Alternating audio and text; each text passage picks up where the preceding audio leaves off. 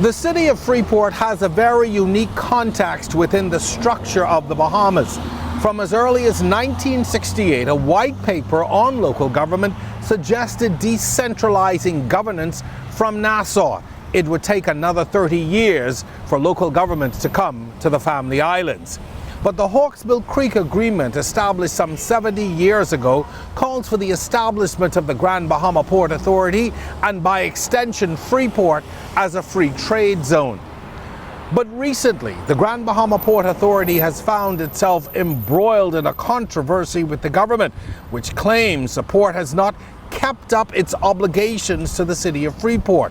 And by extension, the port is said to be owing the government some $300 million. On this episode of On the Record, we talk about those accusations levied to the port and so much more.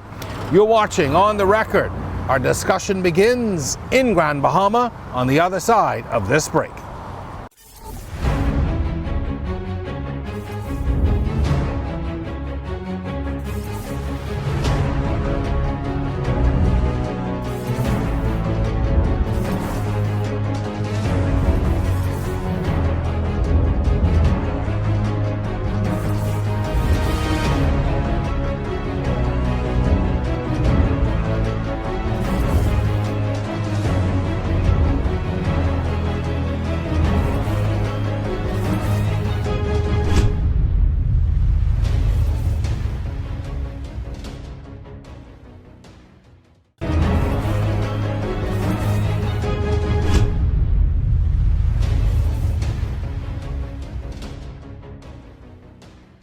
This is On the Record, and tonight we sit down with Rupert Haywood. He's the grandson of the late Sir Jack Hayward, co-founder of the Grand Bahama Port Authority. In his recent visit to Nassau, we dug into all of the work the port has been doing and a bit of those recent allegations. We met in the Governor's Club of the historic British Colonial. So, Rupert, first of all, thank you for agreeing to sit with us. This is a historic discussion for us in many ways, because I think for the public's benefit, especially those of us in Nassau, the Grand Bahama Port Authority is an entity that's a bit foreign to us. And we don't always understand really how the port works, its existence, or even why. And so this is an opportunity for us to really talk to you and get some of your perspective, which I think is so very important. So let's begin, first of all, by talking about your involvement, your family history, and how is it even now that you are? Well, I mean, a lot of people don't know, but I'm Bahamian. My daddy's Bahamian, my mother is British, but the Haywoods have been in the Bahamas since after the war. And my granddaddy came here. We had the last house on the Eastern Road for a number of years. And my father was born on Prospect Ridge in Nassau, and I was born here in '79 at Princess Margaret with my twin brother. My uncle was also born here in Nassau as well. So we've been a Bahamian family outside of Freeport before we moved to Grand Bahama. But Wallace Groves in 1955 signed the Hawksbill Creek Agreement, which created the Grand Bahama Port Authority in the port area. And I think it was a year later, in 1956-57, he was running out of money. And so he looked for foreign investment to recapitalize the Port Authority.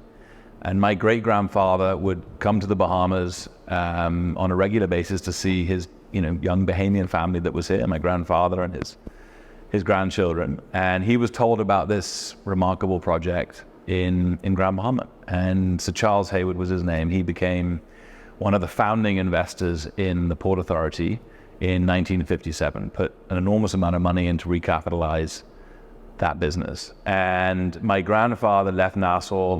My father and my grandmother moved to Grand Bahama in the end of the 50s. And my grandfather sort of took over the running of the Hayward family's interests in that business alongside Wallace Groves, who was the founder, and another family called the Allens. And the Haywoods have been, I guess, ever present. In fact, I think we probably are now the oldest family in in Freeport, because Freeport really didn't exist until 1955. It had no population. The populations which were in Grand Bahama were carved out. The fishing villages and the communities were carved out of the port area. And what was really a pine forest and swamps were turned into a maritime hub, attracted billions of dollars to put in a city master plan for 250,000 people, and to create the second city of the Bahamas. And so I took the family home in 2015. It's been a roller coaster, I'll be very honest with you, right? We got back in 15, it was obvious we were still recovering from 3 major storms in 2004, 2005, where we had Jean, Francis, and Wilma, which hit us within 18 months of each other. We then rolled straight into the worst economic crisis of living memory, which was the financial crisis of 2008. And when we needed huge injections of capital to fill the sort of deflationary impacts of these 3 major storms, we were left with an economic void, right? When you can buy real estate in the US for 10 cents in the dollar, you're not looking at investing in Grand Bahama. So when I got back in 15, the scars of those storms and that economic depression were very evident. Obviously, the year later, we rolled into Hurricane Matthew, which was the largest storm, I think, in the history of the Bahamas at that time, certainly in Grand Bahama's history. And that was a baptism of fire, going from a corporate banking career, moving into disaster recovery, disaster relief for a year, 18 months. And then, of course, we went straight into Dorian, which was the greatest natural disaster that the Bahamas have ever experienced. And 3 months after that, we went into the pandemic. So, we've been rolling from, a series of crises, right? Storms, economic depressions, pandemics, more storms. And I'm happy to say, right, that 2 years after the pandemic ended, we have been successful in bringing significant now and substantial, robust investment to Grand Bahama. I want to talk about that investment and really first of all, give us an overview of the investment and what is the potential in that investment? Well, people talk about $2 billion of investment, and I think that's legitimate. And it's not a pipe dream. We hear about investments the whole time, there's big announcements, and then nothing materializes. Well, in this instance, I can tell you because the investment's coming from our subsidiaries, companies that we own. The shipyard investing $660 million into the 2 largest dry docks in the world. It will create really a corporate city inside Freeport where 7,500 people will be employed. Many of those Bahamians, many of them will be foreign labor that comes into specialist labor to repair the various cruise ships that come into the dock. But the ancillary benefits of that, right? You think about the number of hotel rooms that are going to be filled up, the amount of restaurants that are going to have people in them, the car rentals, all of the other ancillary businesses that are Bahamian owned are going to benefit significantly from a massive influx of economic activity and labor that comes to the island. You've then got the Carnival Cruise Port, which, myself, Sarah, and Giora Israel worked on that project right from its inception, where Giora came to us, who was the Senior Vice President of Port Development for Carnival Cruise Ports, came and sat on our deck and said, look, this is an option. We can bring this cruise port into Sharp Rock. It's land that you own. Can we work together to get this done? And it took way too long for various reasons. The permits took forever. It was the route to 2021 when we first put the plans together with Carnival. It obviously now is being delivered in 2025. So there's a 4-year delay, and we can go into why that's relevant at another time. But that is a major development. It's funded. I think it's resilient to climate issues, which we have to consider these days. I think if there's a big storm, that's going to be fine. I think that will still happen. It will still create jobs, still create economic activity. It's obviously happening sort of in East Lucaya, which for those who don't know, it is a little bit further away from the city of Freeport, still in the port area, inside the area that's governed by the Port Authority. But it's a little further away, and it's obviously a closed cruise port, but a huge amount of jobs will be created, and Carnival they really do care about the Bahamas, right? They are big stakeholders in our future, and I speak to them every day about how do they create a model that works for the Bahamian people from an employment standpoint. They're getting better on the environmental side as well. So, but we have this new cruise port that is being developed by the Freeport Harbour Company, which is one of our subsidiaries. And the Freeport Harbour Company, I'm on the board of that company, has been instrumental in redeveloping the cruise port within the harbour. There's a whole new quay that's been created. It's called Billy Quay. $15 million worth of work that we put into that already. And we are now working with a consortium called Bahamas Ports Investments, which is a combination of Royal Caribbean, MSC, and a Mexican developer called ITL. And they're going to take a long-term concession to develop out a world-class cruise port in the harbour. And there are ancillary developments that they are putting together, which hopefully can be announced, significant developments too, later on. But that will bring 1.5 million passengers right into the heart of Freeport.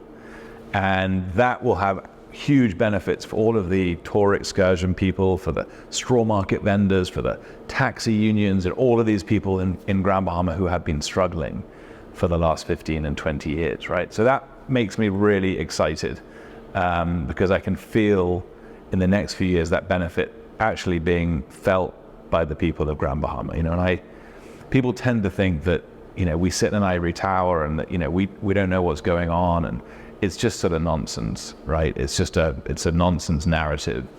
You know, I spend a lot of my time in the community, all the time, trying to understand how we can help, what the problems are. And I see that the straw market vendors, because the tourism product in Grand Bahama has sort of evaporated. You know, our largest tourism asset is the Grand Lucayan, you know, which is a government-owned asset. It's been closed for 8 years. It employed 1,000 people directly, probably 2,000 people indirectly.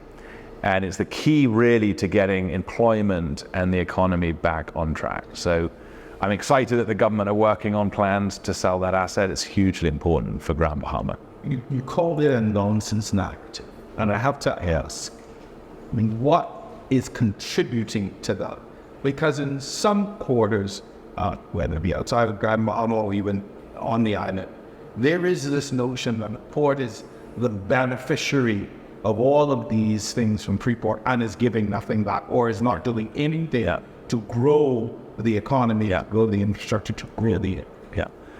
Well, look, firstly, I fully understand why that narrative exists, because things have been really difficult for 20 years. I just explained why.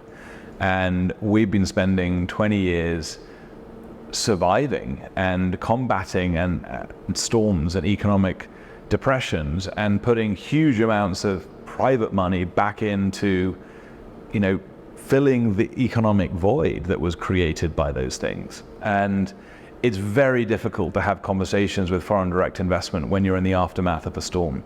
It's very difficult to have conversations with foreign direct investment when you're in an economic crisis. It's impossible to have conversations with people about coming to Grand Bahama to invest during a pandemic. So there has to, and it's difficult because when people are struggling, which they have been, people want someone to blame. It's a natural human thing. And I understand that the perception is that the Port Authority, families are responsible, will have all the power in the port area. That's the perception, right? Because, you know, in the early days, in the 50s and the 60s, that was the case. It was the one-stop shop. We controlled everything. And actually 80% of all of the infrastructure put into Grand Bahama came in those times. The 60s were the boom years.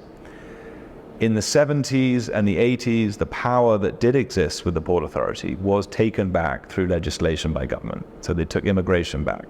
Exchange control came in 73. So all foreign direct investment was now going through Nassau. We were not the one-stop shop. We were the facilitators. So you had the Immovable Property Act in the 80s, which stopped us selling land to foreigners, which was really the lifeblood. It was the economic engine that allowed us to build the critical mass of people that created the market for Bahamians to sell their products and services to. And it created the revenue streams and the tax revenues to allow us to repair the city, allowed us to reinvest. A lot of those things have been taken back by government. And so it became really important when that shift of power went to government, that the government relationships had to be really strong. And that is where Edward St. George and my grandfather were really good. And Albert Miller, don't forget Sir Albert, he was instrumental in the Port Authority. So what people need to realize is that the Port Authority does not have all the power, right? We have a really important function still to perform. It's a really important institution that needs to be preserved and looked after for the benefit of the people of Grand Bahama, because we need really good Grand Bahamian institutions to protect our interests. You know, I'm a Nasubian. I was born and raised here, but my heart and soul's in Freeport, and that's where my kids are. That's where, you know, where I live. That's where I'm building my future. But, you know, politics is very Nassau-centric, and we need to make sure we have strong institutions in all the islands of the Bahamas, Abaco, Grand Bahama, Exuma, and Eleuthera, so that our interests are protected. I think the Port Authority really does that. But it's just been very difficult to deliver the growth that we needed for the people of Grand Bahama. Right on that, you said it's been difficult to deliver that growth. Do you attribute that difficulty to things like the global property immigration? These things that no longer are invested with the Port Authority. Do you attribute that difficulty in delivering to the government, taking that power away from the Port Authority? And in hindsight, do you appreciate why it was done? Do you understand what the government thinking was at the time? Or? Yeah, I mean, look, I'm a Bahamian. Independence was a great thing for us. And I think we appreciated that the relationship between the government and the Port Authority, the model, had to change. That's why we never challenged these things. But what we did want in return was a government that worked with us for the betterment of the people of Grand Bahama. So government relations become really important. And I've said on many occasions that the key to Freeport's success, it's 4 pillars to it. I said at the GB Outlook, right? Number one is that the Freeport exists because of a public-private partnership, the 3 Ps, right? The public being the government, the private being the Port Authority, and then the partnership bit that sits in between. You take any one of those Ps out of the 3 Ps, it doesn't work. If the government isn't performing what it's supposed to do, if the Port Authority isn't performing as well as it should do, or the partnership breaks down, then the model doesn't work. So absolutely the key foundation of a working Freeport and a model that works for the Bahamian people is deep integration and collaboration with the Bahamian government and the Port Authority. It has brought us even now to this, where there's a standoff between, so to speak, between the government or authority, and at point of us speaking, it's now, I think, moving to arbitration. But how has that affected the effectiveness of the port to do its work? Well, it's certainly distraction. You know, we need to be focused on delivering for the people of Grand Bahama. We need to be focused 1,000%, because it is not easy bringing large-scale investment to Grand Bahama, and that's part of the problem that we spoke about. Is this making investors nervous? I mean, it really is. I deal with these investors on a daily basis. You know, we brought them here. We have long-standing relationships with Royal Caribbean and Carnival. We own significant assets with them. I'm not saying they're the ones that are complaining, but, you know, we have, you know, I brought the Weller Group down here. You know, we're talking to investors every day about coming to Grand Bahama, and we have to continuously make them comfortable with what's going on, because they say to me, well, Rupert, you are a Bahamian family. You know, you have been in the Bahamas for hundreds of years. For almost 100 years. Your family have been instrumental in what's happened in Grand Bahama, and the government are treating your family this way. How are they going to treat foreign investment? It's not helpful. And, you know, I think to turn a blind eye to it is probably a little dangerous too.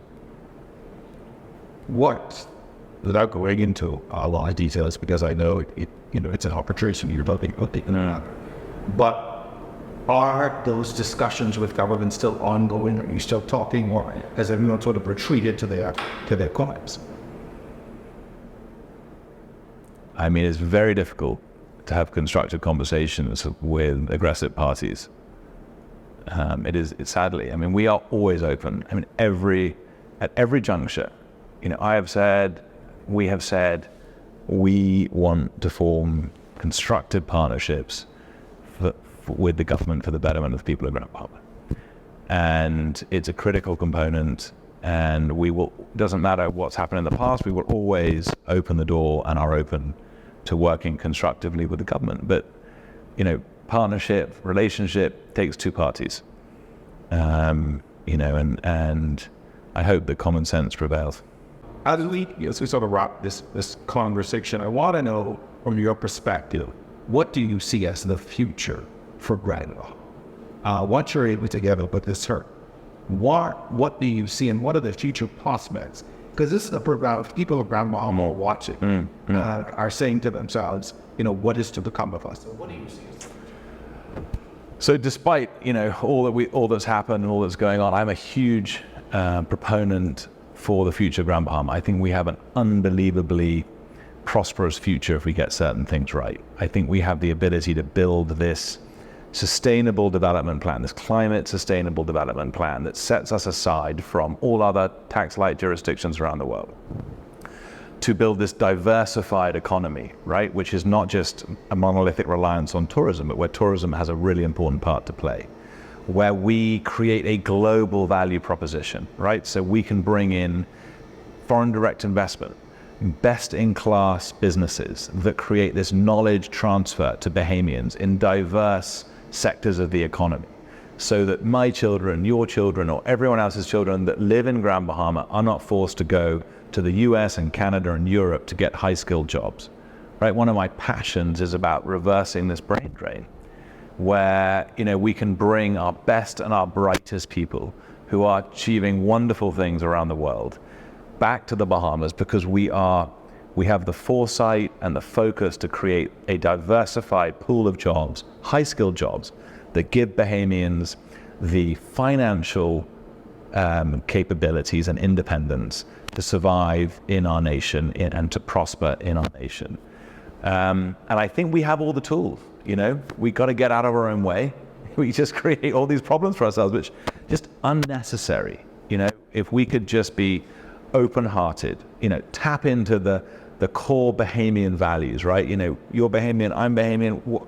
I see Bahamians that are open-hearted, generous, amazingly hospitable, right? If we can tap into those characteristics and open up to the rest of the world, where we say, look, bring your ideas, bring your capital, we will welcome you.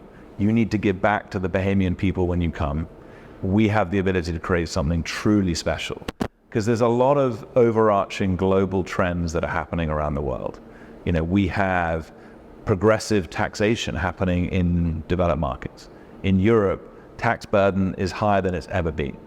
They are closing things like non-dom loopholes. Now, all of these people, and in the African nations, by the way, which is a huge opportunity for the Bahamas, people are looking for stable democracies and quality of life. And they are wealthy people that bring money, they bring businesses and opportunity for the Bahamas, right? And Freeport, the big thing that we need are what we fail to do is to create a critical mass of people of means, right? And in between 55 and 1970, I think there's about 15 to 20,000 people moved to Grand Bahama. And a city, by the way, is, if you look at the definition of a city, which Freeport was, the free trade zone was, a city has a function to transport labor and people around the city to create economic activity. If you don't have people of means that are able to generate economic activity, the city fails. So we have to create a model where we can entice Nassauvians. I think the links to Nassau as a sort of hybrid Nassauvian Grand Bahamian, the links between our capital city, our populist capital, our financial capital, and our political capital are the key to unlocking Grand Bahama, right? The rest of our nation needs to look at Grand Bahama and go, do you know what? That's a great place to live. That's a great place to work. That's a great place to invest. And it's part of the Bahamas, right? It's not owned by foreigners, and it's got a whole different regulatory framework I don't understand. It is a really important part of the future of the Bahamas, right? A new model that we can create there that the rest of the Bahamas can benefit from. And if we can create this critical mass of people of means in the Bahamas, a market, right? I mean, entrepreneurs come and see me, young entrepreneurs see me in Grand Bahama the whole time. And they say to me, Mr. Hayward, Rupert, can you help? I got a new business plan. How can you help? And I always say, yes, I'll do everything I can to help. But the first question I ask them is, what is your market? Who are you selling your product and your service to? And what I've seen over the last 20 years is that market has evaporated. And we have lots of Bahamians, but they are sadly more dependents than they are drivers of the economic activity. So we need to create that critical mass of people of means, the customers in Grand Bahama very much needs government involvement in this for obvious reasons, so that the Bahamian entrepreneurs, right? The Bahamian small and medium-sized business owners have a market to sell their products and services into. And that's everything from restaurants, mechanics, opticians, cinemas, nightclubs, like all of these things that Bahamians can be part of. Not just, by the way, and this is what gets me slightly annoyed, because you hear all these, every time there's an announcement, new investment, it's about jobs, which is great, and jobs are important, but what I really want to create is actually entrepreneur ownership for Bahamians, right? And to do that, you've got to create the bedrock for entrepreneurialism, which is creating a market. Because we don't sell anything in Grand Bahama to Nassau, we don't sell anything to Miami, we sell it to people in Grand Bahama. So we have to build that critical mass. To do that, we need to build the infrastructure and the jobs, which we're doing. We need to put new master plans in place. I'm very keen on us becoming more of a developer again. But again, to be a developer and a successful developer, that one-stop shop component is really important. Having control of the levers to make sure development's successful is important. Having this duplicitous nature of licensing between Freeport and Nassau, go to Freeport, get a license, come to Nassau, get it ratified. That doesn't work. We used to be the most efficient place to do business because of this sort of hybrid Nassau-Freeport stuff that's been created through legislation. We're now one of the hardest places to do business. So that has to be solved, and because we will have big storms, we will have economic downturns, and I do not want to see what's happened in the past happen again. Well, Gord, thank you so very much for speaking with us. You brought so much insight into this position that we find ourselves in. And so thank you very much to all investing. Keep up the great work, and thank all the best to you. Well, I really appreciate it, because we're not politicians, and we're not very good at telling our side of the story, and we need to do it more because people need the truth. So I really appreciate you giving us a platform to talk honestly and openly about what's going on and the bright future that we have in Grand Bahama. Thank you. That's going to do it for this segment. Stay with us. We're back with more of the record.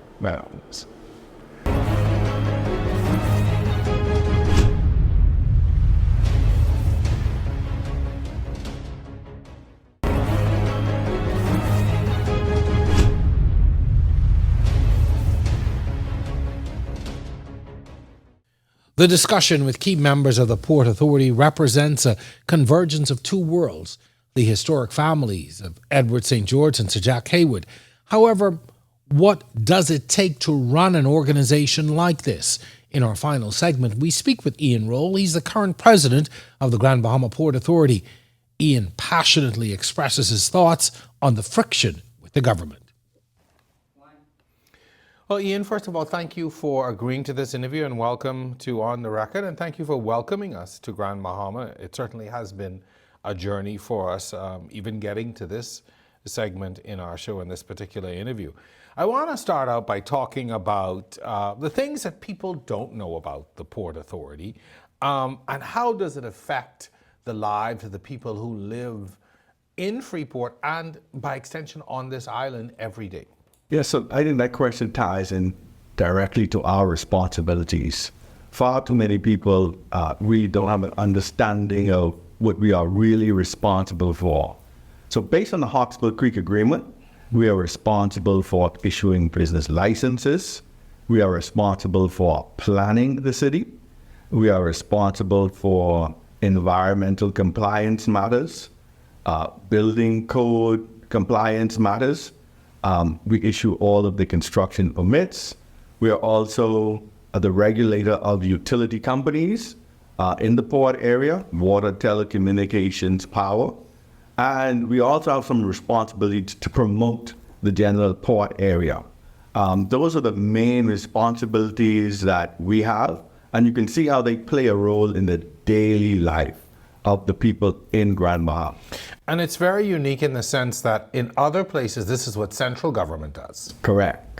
Very unique situation here. And we pride ourselves in being pro-business. So we don't tolerate bureaucracy. We don't like it. And we encourage feedback from our customers, from the general public. If anybody has any issues with the way certain processes are playing out here in Grand Bahama in regards to how we carry out our functions, I welcome them to actually report it to us. You can go on our website. There's a help desk section of the website, or send an email to info@gbpa.com.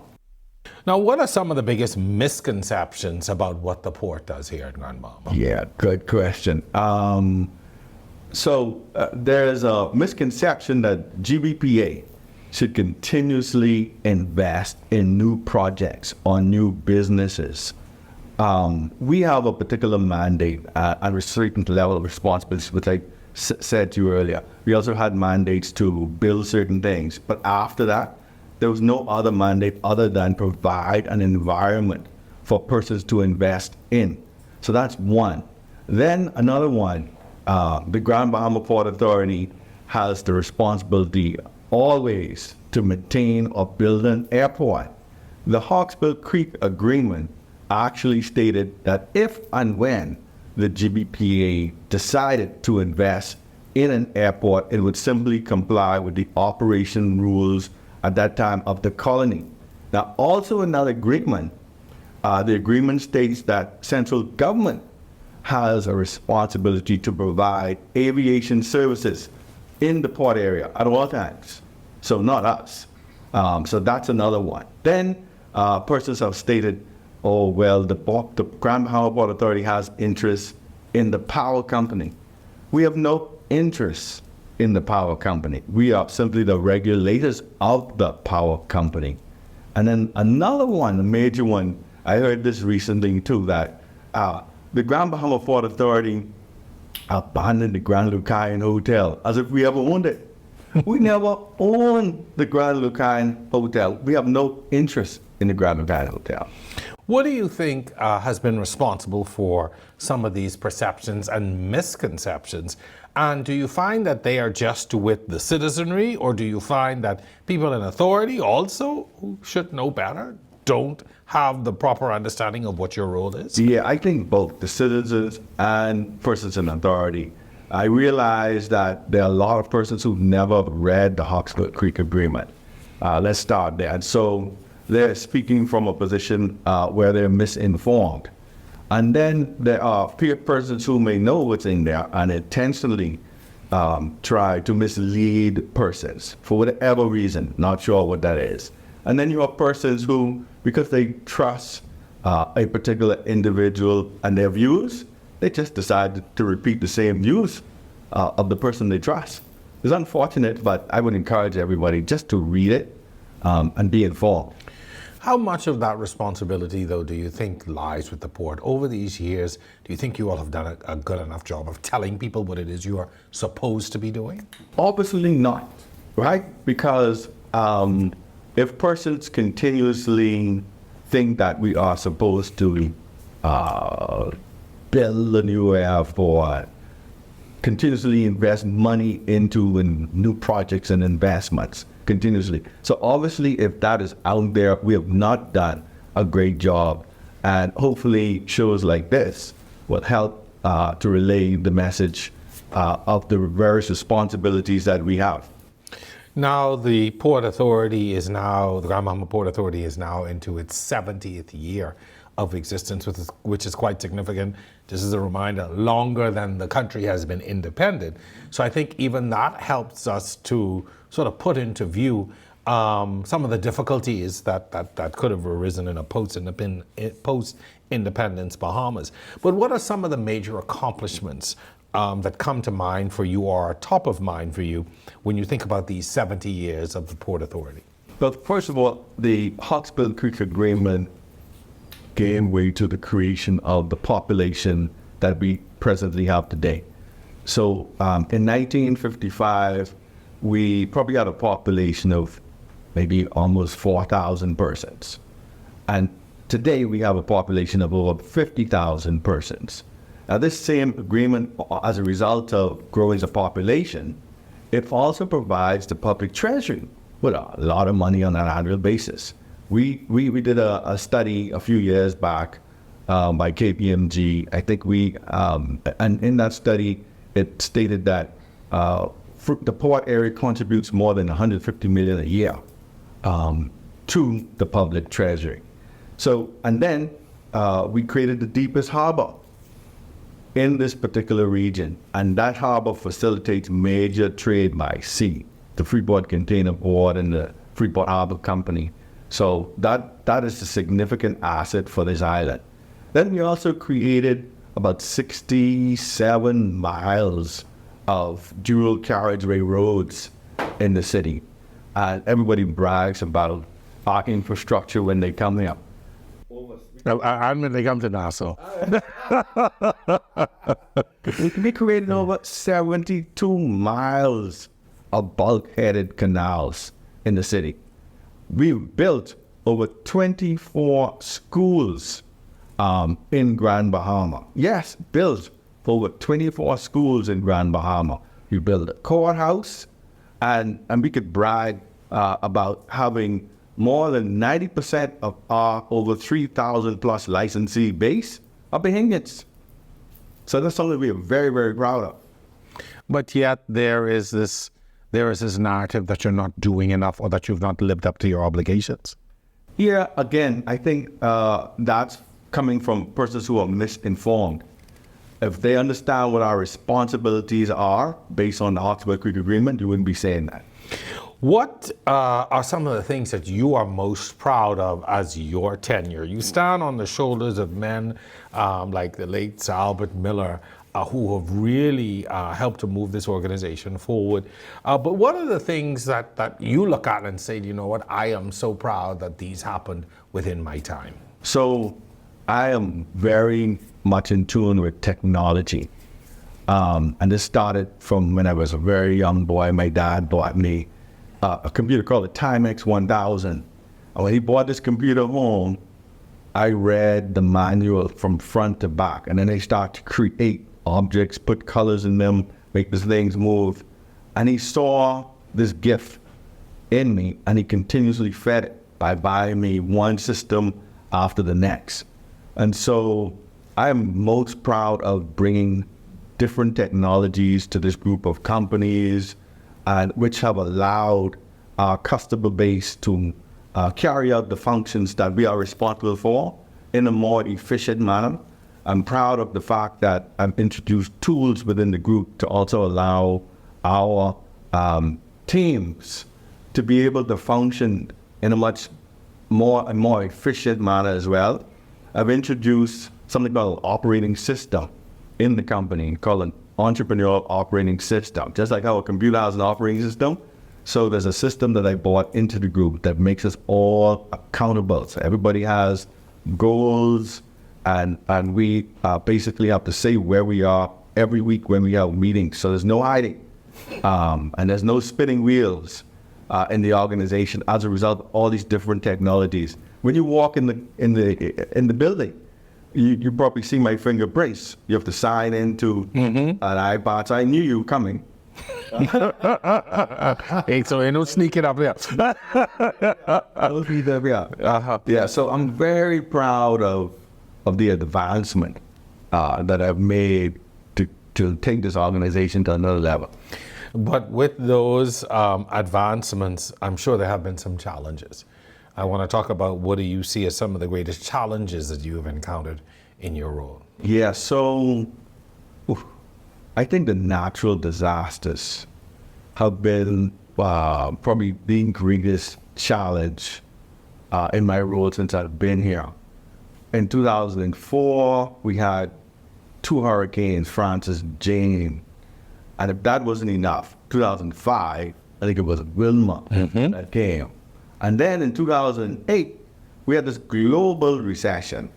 That didn't help us. Typically, what I've seen is after 3 years after a storm, you're pretty much getting back on your feet. But when you keep on getting hit with one natural disaster, one economic situation after the next, very difficult. And then in 2016, I think it was Matthew, and 2019, Dorian. So we are still recovering from Dorian, and I think Grand Bahama and Freeport, we are actually going around the corner right now for resurgence in this economic environment in the port area. I also think one of our greatest challenges here is the lack of critical mass. I've said that numerous times. I think the government, the Port Authority, and other stakeholders involved in certain processes need to focus on creating new initiatives to cause people to come and live here. So yes, we have new cruise business coming to Grand Bahama, which is significant. But most importantly, I would want persons to come and live here. So growing the population from 50,000 persons to maybe an additional 10 within the next 10 years. You could get them on a Nassau. I'll be happy.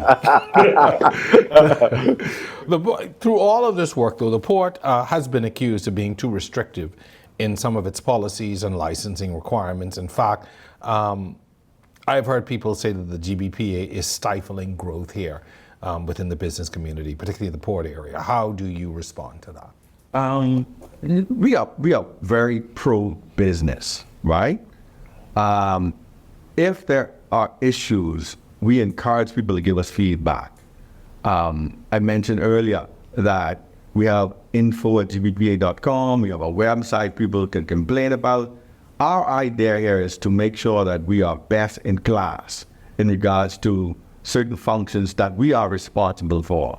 I know a consultant would have done a study for the government a few years back, and the consulting report spoke to best in class in various areas, whether it be the issuance of business licenses, the issuance of permits for construction, etc. If you were to take the port area out of the index for the Bahamas, we will be right up there in terms of best in class, in terms of issuance of permits and issuance of business licenses. So I would encourage anyone who feels that we are stifling business, let us know what that actually is. And how responsive are you, though, to those complaints when you get them? What then happens in terms of dealing with them? So very, very responsive. The whole executive team, it's not just, this place is not a one-man band show. We have very qualified Bahamians at the helm. And each of these Bahamian persons, each of them are experts in their own right in their fields. And all of us are pro-business. All of us want to better the lives of not only Grand Bahamians, but the entire Bahamas, using these unique features that exist here in the port area. So we embrace feedback. So as of late, there has been an ongoing controversy between the government and the Port Authority. The government accusing the GBPA of failing to live up to its obligations, amounting to some $300 million or more. They say it is owed to them by the port. In your opinion, what is fueling this, and is there any merit to these claims? So I have no idea why or what is fueling this particular claim from the government. Don't know why they decide to move forward with this when previous administrations have never, ever touched this.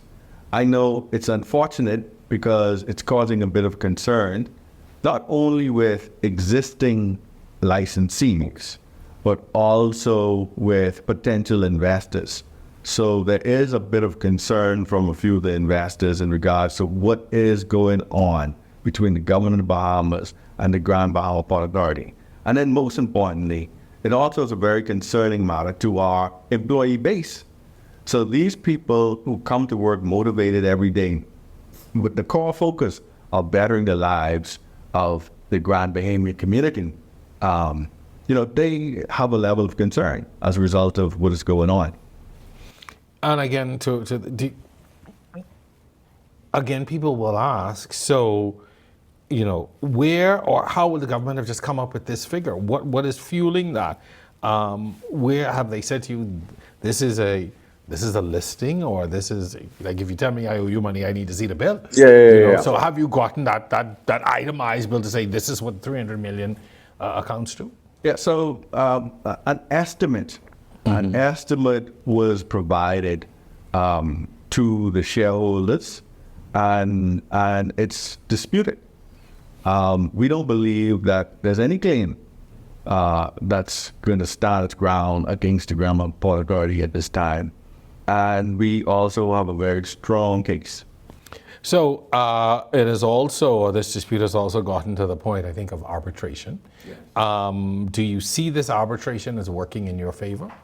I see the arbitration working in the favor of only those who are getting paid no matter what happens, win, lose, or draw. There's a group of people on both sides who will always get paid, the 30s. It works in their favor, but it doesn't work in the favor, I think, of the island or the country, to have the government of the Bahamas and the Grand Bahama Port Authority, who each hold these special responsibilities, and these responsibilities are critical to the lives of people in Grand Bahama. It's best suited for us to work together to see how we can make it easier to do business in the port area. How has that affected, though, your relationship with government? Because obviously you're having to work with government every day on so many different things. How has this affected that relationship? Yeah, so fortunately, there are persons on both sides, government, Port Authority, who have said, no matter what is going on above us, we have a responsibility to ensure that Bahamians are positively affected by a number of these transactions that we have in the pipeline. So you have a pledge between us to ensure that there's nothing that's going to stop what we are working on or is currently in the pipeline. So, as of late, the government has boasted of some $7 billion in investment opportunities here on the island. How much of that are you responsible for, you being the GBPA? Yeah, so GBPA, we are directly involved in securing over $2 billion. I'm not sure where the $7 billion came from, but over. Yeah, I think you're right. And it is $2 billion. Yes. Sorry, not 7. You're correct. All worth of investments, and that has taken a lot of effort and time. A number of these major investments didn't just happen. A number of these investments have been going on and being discussed and worked on for years, beyond 3 years, beyond 4 years. I think it's in our best interest, like I said earlier, for us to continue to work together, because instead of $2 billion worth of transactions now, I think if we were more aligned, Grand Bahama will have even greater success. So maybe the 2 would be 7. Maybe the 2 would be 7. Yeah. Prophetic speaking. Yeah. The government has also said the Port Authority appears to be in the business of collecting fees and keeping the funds to themselves. Your response? Well, I don't know which entity that came from, who that came from, but the Grand Bahama Port Authority gets its revenue and its funds from license fees, service charges, and permits. And every dollar and some, because the shareholders also contribute more than what the GBPA makes in those different revenue streams in those areas, contributes to the management and maintenance of the city. So I don't know why somebody decides to spread such an untruth, but every dollar is spent back into the city. So not siphoned out and given to any foreign groups or? No. There's no dividends, coming out of GBPA at all. Every single dollar is put back in. How do the services provided by the port differ from those of central government in terms of efficiency and timeliness? I think we spoke about it at the top of the show in the sort of the unique relationship, but how do these services that you all provide differ from those of government? Well, I can tell you that I think if you ask persons who've done business and who live in the port area and outside of the port area, they would tell you, one, the business license application process is much easier, it's more efficient, it's transparent compared to outside of the port area.